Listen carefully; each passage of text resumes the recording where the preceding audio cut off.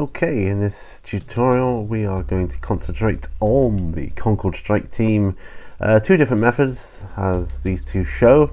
One on the left is the whiter version, one on the right is not, obviously. So we'll start with the whiter one. Having primed our model, don't want to see that. We'll start with game colours dead white. We're just going to pop this all over. You don't need to get it on the gun, but certainly all over the main body and armour, like so. Then model colour brown violet is next. Say match the. I like the match for the Concord strike team. It's a damn near match to the colours in the book. So that's the one I went with, by Vallejo, obviously. And you just want to go do the head. If he's got a closed helmet, the kind of center bit down the head, and then the torso, chest, shoulder pads. He's got like a backpack, kind of similar to a Space Marine, but not as bulky. So you do that. Make sure to get underneath there. You'll be doing the shoulder pads themselves, so you can go right up to the edge, which is nice, as you can see here. Very easy to do. And when you've done the shoulder pads, you have to concentrate on the hand pads, because they're kind of green as well, on the gloves, and obviously the knee pads too.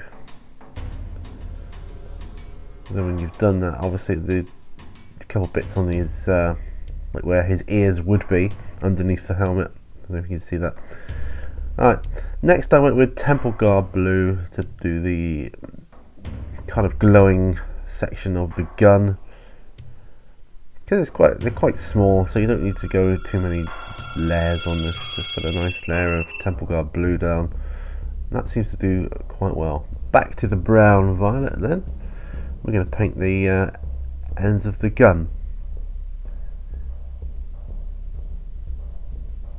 like so. Really matches in, it really gives a nice uniform detail. It looks good on the tabletop, I think. Right, now when that's done, I use a black grey or some off black, because it gives it a better, I don't know, it kind of gives it more depth than just normal black, I feel.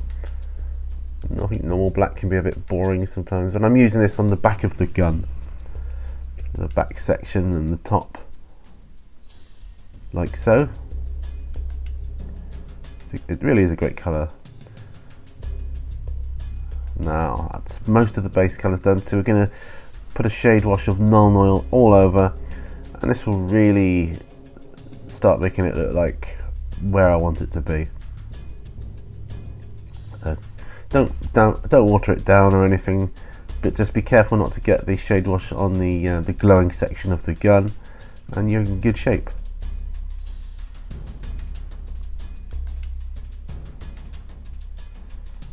Obviously move it around a bit, push that shade wash around to where you like it.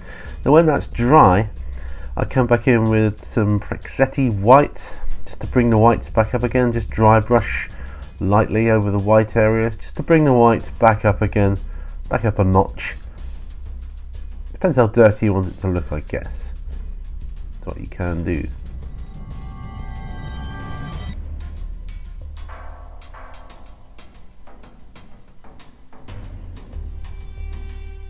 There we go.